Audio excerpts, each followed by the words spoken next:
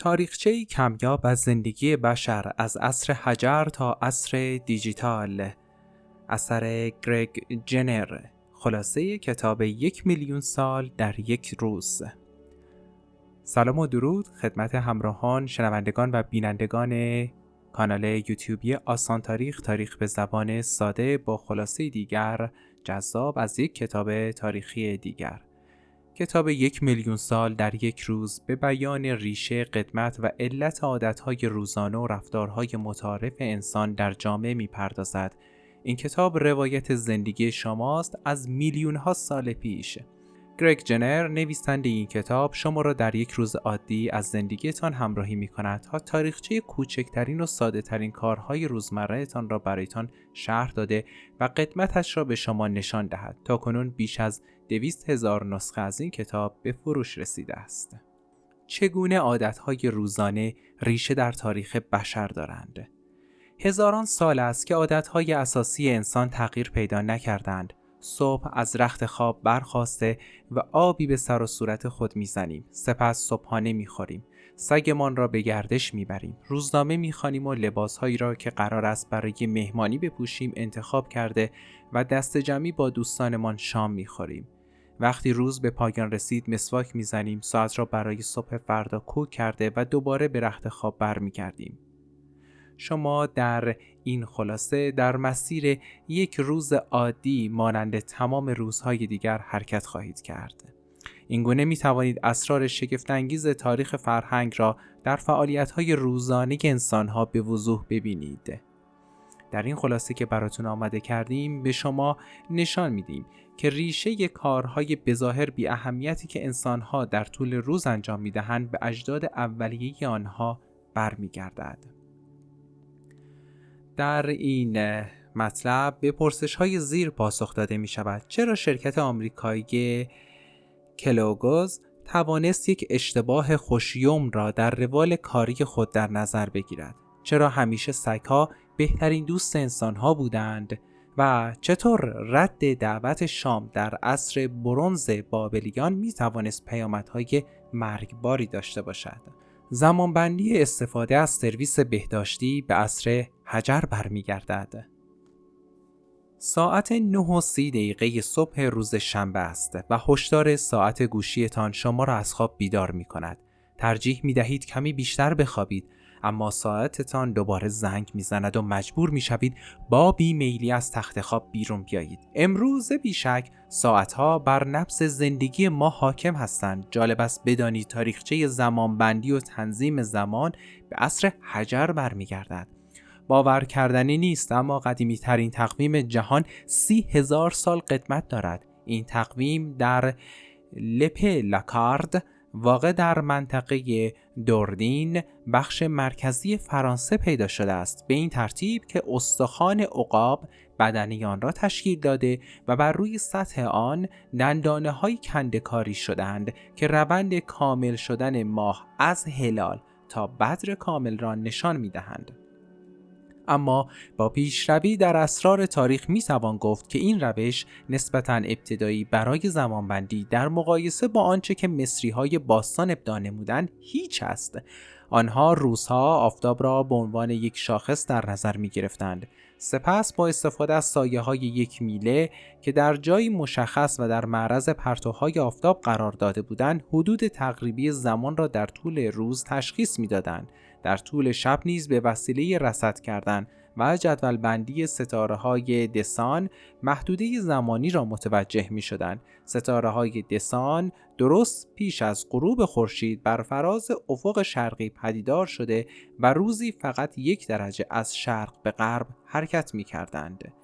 اکنون که با نحوه زمانبندی و تشخیص روز و ساعت در طول تاریخ آشنا شدیم، بیایید نگاهی مجدد به روال صبحگاهی در دنیای امروزمان بیاندازیم. ساعت 9:45 صبح است و بعد از اینکه از تخت خواب خود خارج شدید به سرویس بهداشتی می روید. اما آیا می دانید توالت ها چه تاریخچه‌ای دارند؟ قدمت توالت ها نیز به عصر حجر برمیگردد، ولی آنها چیزی که اکنون می بینید نبودند. سیستم تخلیه فاضلاب شهری در عصر حجر خیلی هم پیشرفته نبود. باستانشناسان در چاتالهیوک ترکیه که در زبان ترکی استانبولی دژ خاکی معنا می شود، نشانه هایی پیدا کردند که بر اساس آنها 9500 سال پیش سیستم تخلیه‌ای فاضلاب انسانی تنها شامل جمع‌آوری آن در یک حیات بوده است، اما حدود 4500 سال پیش سیستم بهداشتی پیشرفته‌ای در شهرهای متمدن هاراپان واقع در پاکستان امروزی پیدا شدند که دارای لوله‌کشی فاضلاب، ابزار پاک کردن، آب برای پاشیدن و حتی جایی برای نشستن بودند. بعد از استفاده از توالت و شستن سر و روی خود وقت آن شده است که صبحانه بخورید. در صفحات بعدی به آشپزخانه رفته و تاریخچه صبحانه را بررسی می‌کنیم. مواد تشکیل دهنده صبحانه‌ای که امروز می‌خوریم تاریخ دیرینه‌ای دارد، اما میزان سلامت صبحگاهی در طول زمان تغییرات زیادی کرده. ساعت نزدیک 10 صبح است و احتمالاً کمی گرسنه شدید. وقت صبحانه است. اما دوست دارید چه چیزی برای صبحانه میل کنید؟ کورن فلکس، نان یا شاید یک صبحانه انگلیسی کامل با ژامبون، لوبیا، سیب زمینی و تخم مرغ. بیایید در حین انتخاب صبحانه مورد علاقه تان نگاهی به تاریخچه آن بیاندازیم. به کاسه کورن فلکس نگاه کنید. کورن فلکس یا برشتوک دانه‌های فشرده شده‌ای از غلات مفید برای بدن هستند که با افزودن شیر با آنها نرم شده و صبحانه مغذی و کامل در سراسر جهان به حساب می‌آید.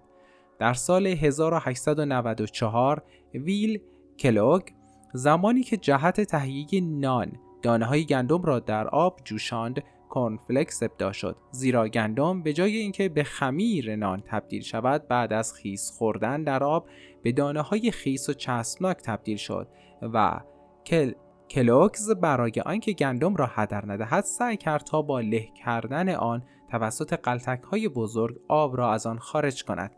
نتیجه به دست آمده از این اقدام او چیزی فراتر از گندم‌های خیس خورده و له شده بود، پدیده‌ای که آغازگر تولید ذرت پولکی کلوگز بود. اما داستان نهفته در تخم مرغ‌های نیمرو شده چیست؟ هرچند قدمت استفاده از تخم مرغ به اندازه نان نیست، اما داستان آن به 1400 سال پیش از میلاد مسیح در مصر باز می‌گردد. شواهدی وجود دارد که نشان می‌دهد مصریان باستان تخم مرغ‌ها را به صورت نیمرو، آبپز کاملاً پخته یا عسلی به همراه نان می‌خورند.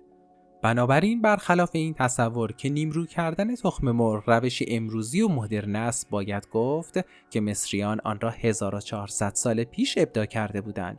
اکنون که صبحانه را تمام کرده اید، ممکن است دلتان بخواهد به حمام رفته و یک دوش سری بگیرید. اما جالب است بدانید نظافت بدن انسان‌ها برخلاف تاریخچه صبحانه خوردن تکامل پیچیده تری دارد. در دوران باستان یونانی‌ها و رومیان به نظافت خود افتخار می‌کردند. وجود حمام‌های عمومی که پذیرای تمام افراد جامعه بود این موضوع را کاملاً تایید می‌کند. اما در اروپای قرن 17 ارزشی که در گذشته برای نظافت قائل بودند دچار افولی تأسف‌انگیز شد. برخی از متفکران فرانسوی ادعا داشتند که حمام غیر ضروری است و جایگزین بهتر و پاکیزه‌تری برای شستن بدن وجود دارد، صرفاً پوشیدن پارچه کتان. آنها همچنین بیان می‌کردند که حمام کردن اجازه نمی‌دهد پوست کار خود را انجام دهد. تصور این بود که عرق کردن و مسدود شدن روزنه‌های پوستی مانع ورود مواد آلوده به رگ‌های خونی می‌شود. بنابراین حمام کردن با باز کردن این روزنه‌ها احتمال بیماری را افزایش می‌دهد. خوشبختانه این نظریه در قرن 18 رد شد و حمام کردن دوباره رواج یافت. بعد از یک صبحانه مفصل و یک دوش آبگرم نوبت پیاده‌روی به همراه سگتان است. در صفحه بعد در مورد حیوانات خانگی و ورودشان به زندگی انسان‌ها صحبت خواهیم کرد. آنهایی که در خانه خود سگ دارند می‌دانند که همیشه بعد از خوردن صبحانه کسی به پاهایشان آویزان می‌شود تا وادارشان کند برای پیاده روی به بیرون برند. جای سوال است چه زمانی انسان‌ها به ایده نگهداری حیوانات خانگی رسیدند؟ شاید از زمانی بسیار بسیار دور. سگ‌ها احتمالاً قدیمی‌ترین همراه انسان‌ها هستند. در حقیقت یک جمجمه سگ متعلق به 32,000 سال پیش در غار گویت در کشور بلژیک پیدا شده است که نشان می‌دهد سگ‌ها و انسان‌ها حتی قبل از عصر حجر با یکدیگر دوست بودند. باستانشناسان باور دارند که سگ‌ها از انسان‌ها محافظت و در شکار به آنها کمک می‌کردند. همچنین برای اینکه توله گرگ‌ها اهلی شوند، هنگامی که خیلی کوچک بودند گرفته می‌شدند تا به قبیله انسان‌ها عادت کنند. در سالهای اخیر مستندی از چگونگی اصلاح نژاد سگ‌ها در طول تاریخ از آن جهت که برای زندگی با انسان‌ها مناسب‌تر شوند نیز ساخته شد که در آن به بررسی تاریخچه پیدایش نژادهای معروفی از سگ‌ها که ما امروزه می‌شناسیم پرداخته شده بود. بر اساس این مستند، انسان‌ها از زمان غارنشینی هنگامی که سگشان چندین توله به دنیا می‌آورد، آن توله یا توله‌هایی را که در برخورد با انسان‌ها خوی وحشی و پرخاشگر داشتند، در همان زمان تولگی از بین می‌بردند. به این ترتیب رفته رفته و نسل به نسل زاد و ولد سگ‌هایی که نسبت به انسان‌ها وحشیانه برخورد می‌کردند و قصد حمله به آنها را داشتند کمتر و کمتر شد. نژادهای سگ‌های آپارتمانی که در دنیای امروز می‌بینیم ثمره همین اصلاح نژاد 1000 ساله است. نژادهایی همچون گلدن رتریور یا پاگ که ضمن حفاظت از انسان‌ها در مواقع خطر موجوداتی فوق‌العاده مهربان و آرام هستند. حتی انسان‌ها هزاران سال است که رابطه‌ای صمیمی با دشمنان قدیمی سگ‌ها یعنی گربه‌ها داشتند. از داستان حیوانات خانگی که بگذریم، حالا ساعت 12 ظهر شده و روزنامه از دریچه در به داخل خانه افتاده است. روزنامه در دل خود داستانی کهن و نهفته از رفتار انسان‌ها دارد. مدت هاست که مردم یکدیگر را از اخبار و اتفاقاتی که رخ می‌دهد مطلع می‌سازند. مانند رومیان باستان که اخبار را با کمک پیام‌رسان‌های انسانی از یک مکان به مکانی دیگر منتقل می‌کردند. پیام‌رسان‌ها اخبار مکتوب بر لوح‌های مومی را به مقصد می‌رساندند، لوح‌هایی که قابلیت پاک شدن و نوشتن مجدد داشتند. اما روزنامه ابداعی بسیار نو است. این وسیله اولین بار توسط یک سناتور آلمانی به نام یوهان کارلوس در سال 1605 در شهر استراسبورگ با عنوان بزرگی از این قرار چاپ شد: مشروحی از تمام اخبار برجسته و قابل توجه. کارولوس هفته یک بار مجموعه گزارش‌های دست‌نویسی را که از نقاط دور و نزدیک قلمرو امپراتوری روم مقدس می‌رسید چاپ کرده و آنها را با 100 الی 200 نفر از خوانندگان اخبار خود به اشتراک می‌گذاشت. اکنون که روزنامه خود را خوانده‌اید می‌بینید که روزتان رو به اتمام است. دوست دارید کمی در معرض آفتاب باشید یا به عبارتی آفتاب بگیرید، اما هنوز لباس راحتی به تن دارید و باید اون رو تعویض کنید. چه لباسی باید بپوشید؟ موضوع بعدی این است که در ادامه به آن میپردازیم. اجداد ما لباس پوشیدن را از عصر حجر آغاز کردند، اما شلوار و تیشرت ابداعات نسبتاً مدرنی هستند. امروزه لباس‌ها بیش از آنچه که هدف کاربردی آنهاست مورد استفاده قرار می‌گیرند. ما به طرزی نامحسوس با سبک لباس پوشیدن سبک شخصیتی من را نیز مشخص می‌کنیم.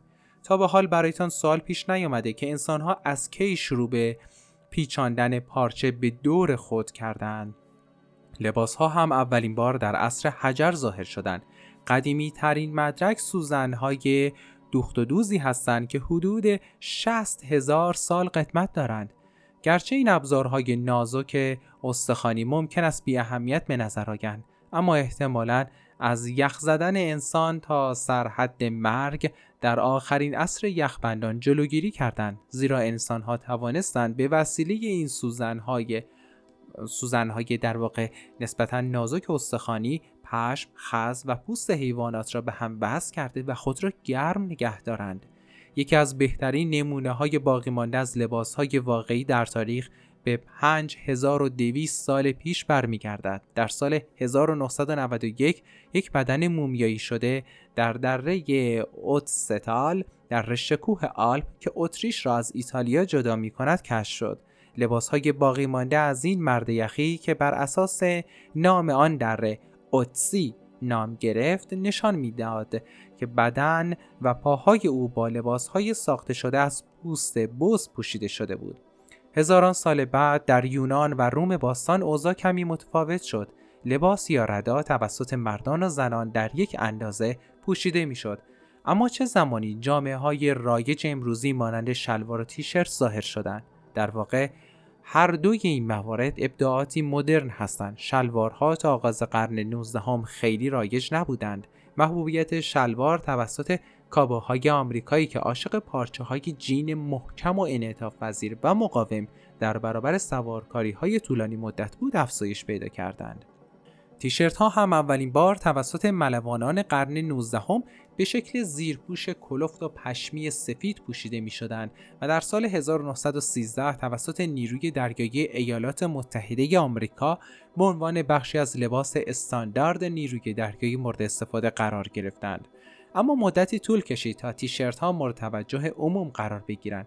گرچه در دهه 30 میلادی بسیاری از ورزشکاران از آنها به عنوان لباسی جهت دویدن استفاده می‌کردند، اما تیشرت‌ها تا مدت‌ها برای اکثر مردم چیزی جز لباس زیر نبودند. بالاخره وقتی مارلون براندو، بازیگر محبوب آمریکایی، در فیلم هالیوودی اتوبوسی به نام هوس عضلات خود را با پوشیدن یک تیشرت تنگ به نمایش گذاشت، تیشرت‌ها جذابیت خود را به دست آوردند و به نمادهای فرهنگی امروز تبدیل شدند.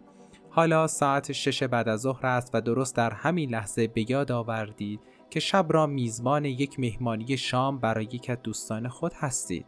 پس بهتر است هرچه زودتر شام را تدارک ببینید. در صفحه بعدی تاریخچه فرهنگ آشپزی را مورد بررسی قرار می‌دهیم. تولد 30 سالگی دوستتان است و بدیهی است با یک لیوان نوشیدنی مرغوب و خاص مهمانی را آغاز کنید. بعد از مدتی تقریبا همه گرسنه هستند و به همین دلیل کنار هم می نشینید تا با هم غذا بخورید. در اینجا به تاریخ نوشیدن و غذا خوردن دست جمعی نگاه می اندازیم. با هم غذا خوردن رسمی رایج در تمام طول تاریخ بوده است. در عصر حجر مردم دور آتیش که در عین حال هم آنها را گرم کرده و هم غذایشان را میپخت جمع می شدند. در طول عصر برنز بابلی‌های بین النهرین شام را به آیینی که از اهمیتی حیاتی برخوردار بود بدل کردند. حتی اگر گرسنه نبودید نمی توانستید آن دعوت را در زمان بابلی‌ها رد کنید. این کار شما صرفاً بی‌ادبانه به حساب نمی آمد، بلکه آنها را نسبت به موضوعی به شدت مشکوک می کردید. دیگر فرهنگ ها نیز ارزش با هم غذا خوردن را قبول داشتند.